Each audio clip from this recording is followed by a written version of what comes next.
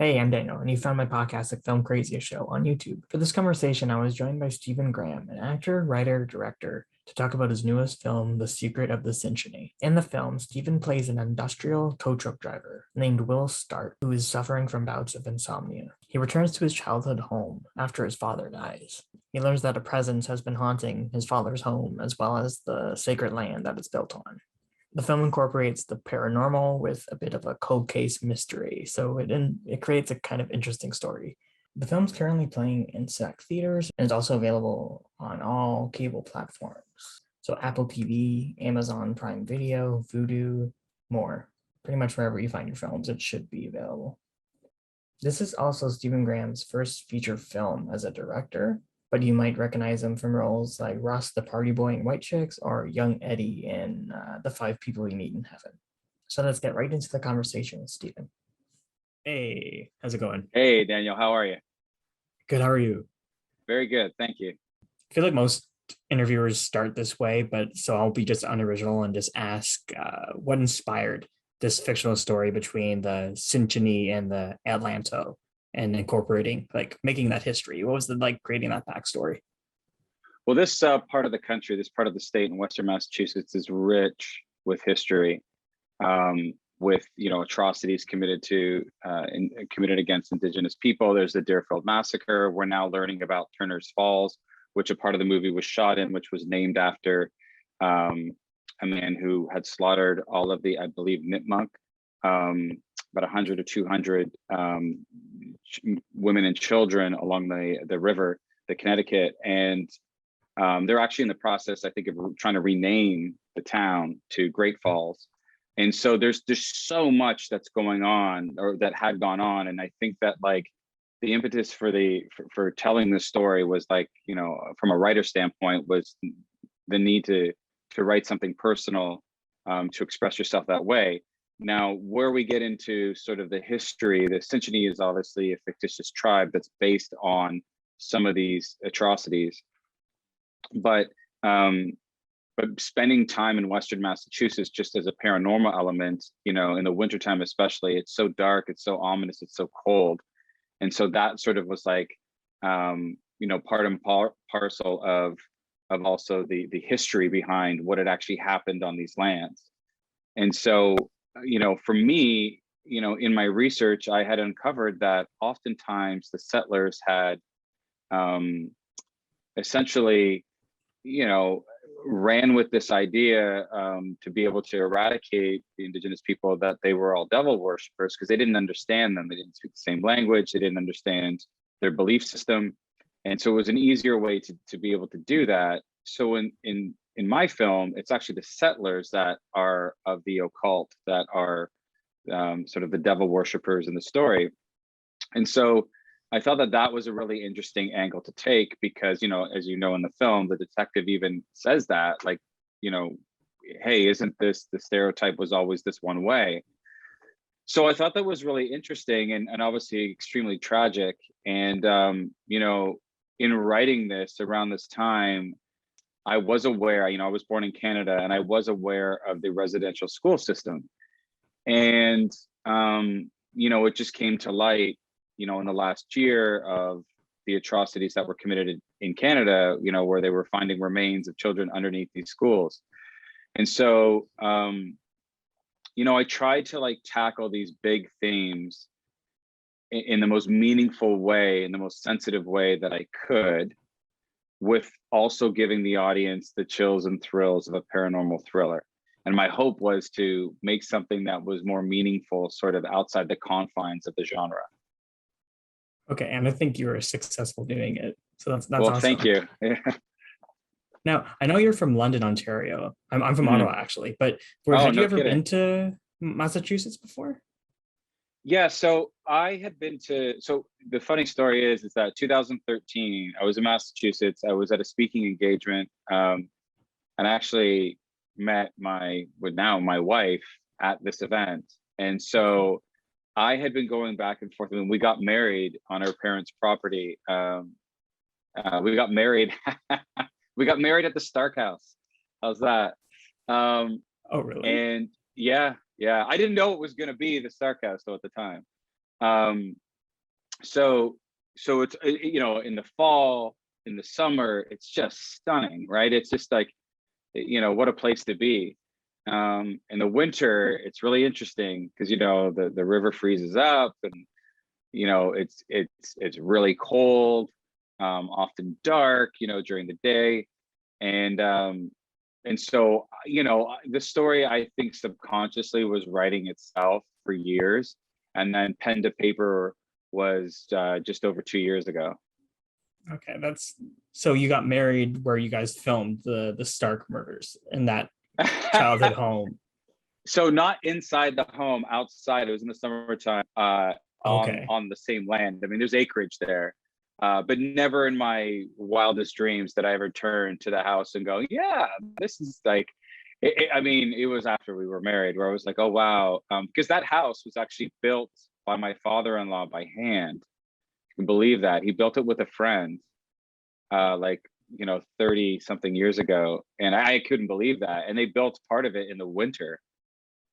And as you see, it's like a legit sort of log cabin. I mean, it's modern inside, but it's the real deal. I mean, it's got like a pellet burner. That was real. That pellet burner. That was not a prop that we installed. That's what keeps that house warm. Wow. I like how so much of your own personal history in a way that you brought into this. So that's pretty cool. Yeah, I mean, I you find yourself sometimes like I never typically as a writer have writer's block. I find that if I look at it as like a challenge. So usually my process is like filling journals. So I spent time out there and I would freehand. You just all my thoughts, just whether I try not to edit my thoughts, whether you never know if you're gonna use them or not, some of the ideas. And so when I sat down to actually write this on my laptop, I had journals full of my research, of my time spent there, of like, oh, wouldn't that be interesting? And oh, what if we did a scene here, and he works at the shop, and what would his life day to day be like, that sort of thing. Okay. This film takes place over 25 years.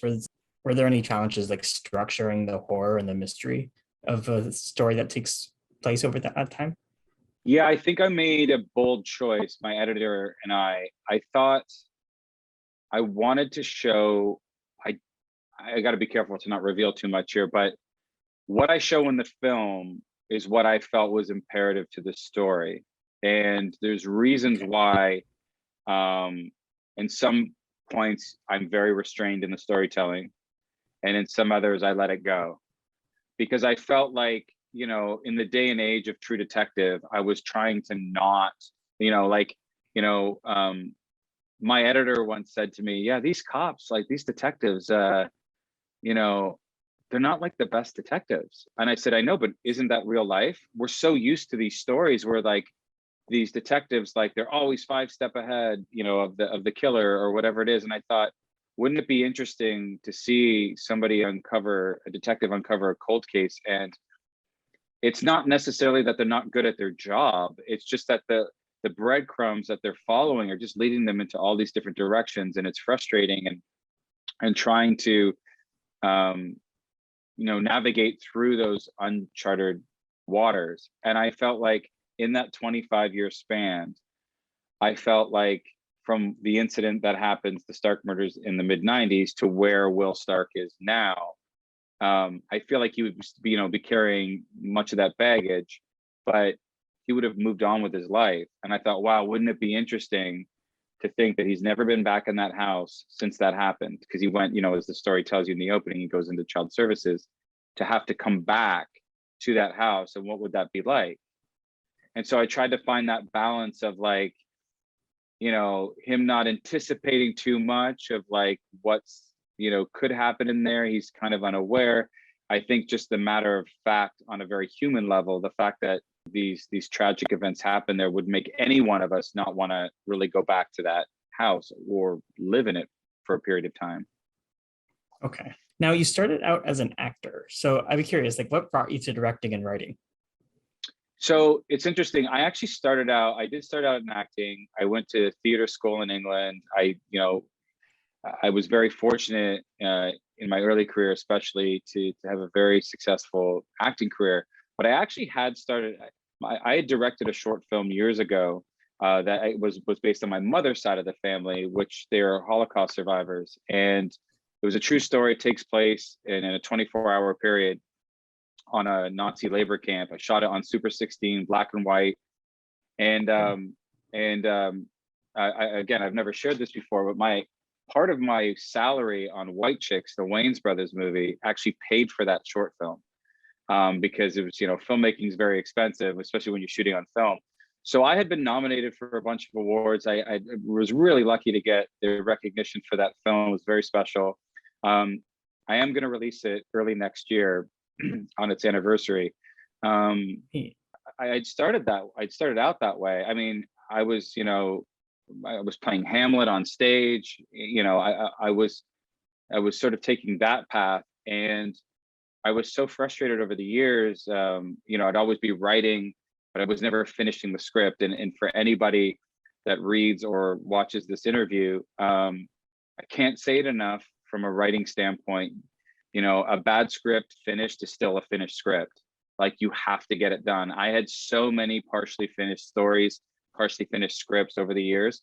And I was always so frustrated because I had the good fortune to be reading somebody else's script to be seen on as an actor. But as a writer, as a potential filmmaker, it was so difficult to actually get back to that place, because you honestly have to like dig your heels and tell your team, agents, managers, lawyers, hey, I need this time to focus. I'm going to do this. And that conversation, it might go well in the beginning for a couple of months, but the time that it actually takes. I wrote my next project is a heist film that shoots early next year in Texas. I spent all of COVID writing it while cutting Sinchanee, and it was a full-time gig. So I really took, the much needed time off from acting to be able to do that, I was working with the LAPD, here out of Newton Station, where they did End of Watch. And it's like a full-time gig. I mean, your phone's ringing at 2 a.m. when they're on a sting, and you got to write as quick as you can. So I think that it was always there. The seed was planted. And I think that this now just sort of brings it full circle. And on that note, I'll add really quick, my short years ago actually got into Rain Dance, which is the Sundance of the UK. And I wasn't able to attend because I was on stage playing Hamlet and I didn't have an understudy. So to have my first feature film directorial debut get into Rain Dance years later, and now be able to go and screen it in front of an audience in London at the end of the month is beyond surreal to me. I love how full circle that is, and that's awesome. And also, just obviously you write and direct this film, and you also star as Will, so the character of Will better than anyone. So I'd just be curious to ask about the acting process, just for a film that you've written. What was it like getting into Will's mindset? It's interesting.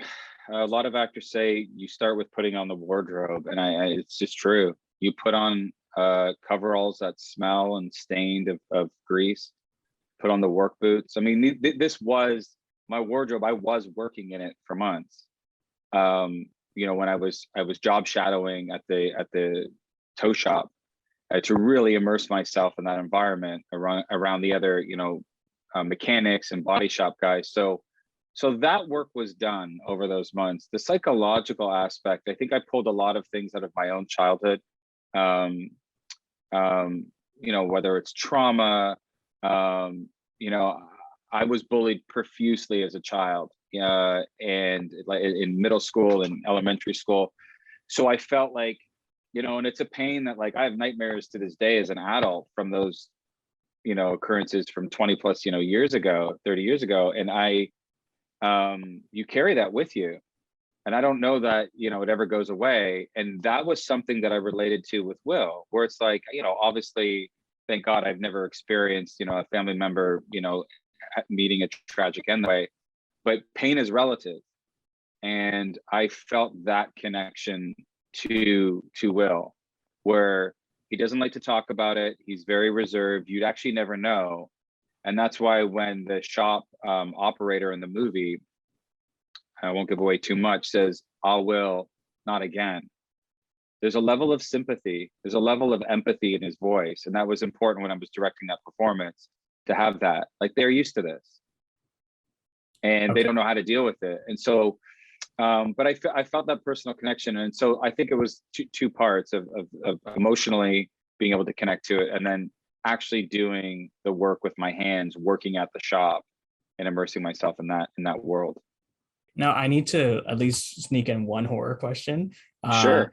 I'll dance around the spoilers, just as Yeah. there's you obviously know there's a scene in a tent at one point in the film. So Yeah. I loved how you played with the shadows of it, and just I thought it was a great visual way and also a great way maybe to do a cheaper version of what you were trying to do. So can you just talk about visually creating that scene? So it's interesting. Again, without giving away too much, Sure. the tent is a teepee, and it's obviously a perversion in his mind of what he's built, using the materials around him. For instance, like part of the cloth of it the is the canvas from inside the kitchen. If you look closely, that's where he took that from. Okay. So it's the drop cloths for the paint in the kitchen. So he uses all these tools. So it was intentional. It's funny that you say, was it cost effective? It was actually intentional, because I felt like I had so many ideas to put like certain people inside with him. And then I was like, oh, I think, we can hold back. Maybe we tell the story mostly outside of it. Because I felt like, I didn't have the budget to do all these crazy effects and whatnot, to hang on wires and all this. And I thought, wow, usually our greatest fears are things we can't see. And so I thought through that shadowing, that it had a greater impact than actually showing, him going through this, this potential exorcism. Okay. And obviously with a real fire, there, and having this sort of setting, it just played, perfectly to what we were trying to achieve. Okay. And it's definitely visually memorable. So that's Oh, awesome. that's fantastic. What did you learn about yourself as a director on this film? Don't be too precious. But I had learned that years ago. It was my first lead role on a movie. And God bless the director. He had a beautiful story, but he was too precious. I was too young to know what that meant, but he obsessed about everything, and he didn't make his days.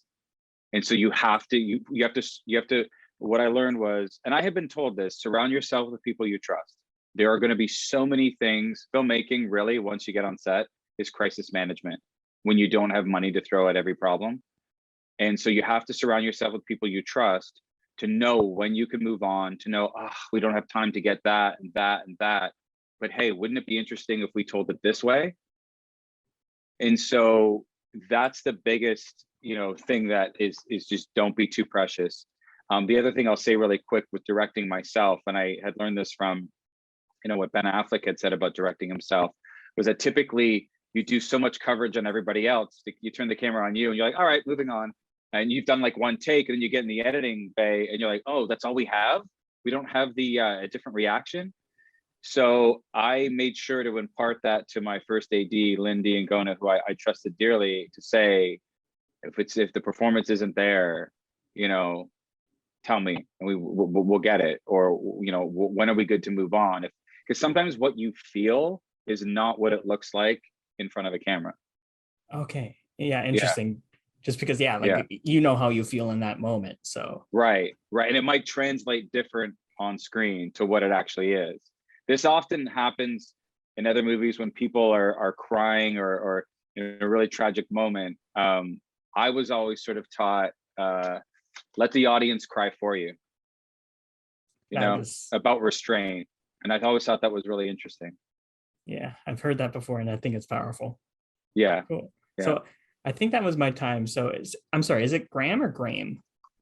Graham, you said it Graham. right the first time. Yes. Thank you. All right. All right. So Stephen Graham for the secret of the Sinchanee. Thank you. The The you secret of got the it. Sinchanee. Thank The you secret so of much. Sinchanee. Thank you so much for chatting with me about your You film on the got Film it. Craziest show. Yeah. Thank you so much for having me. I appreciate it.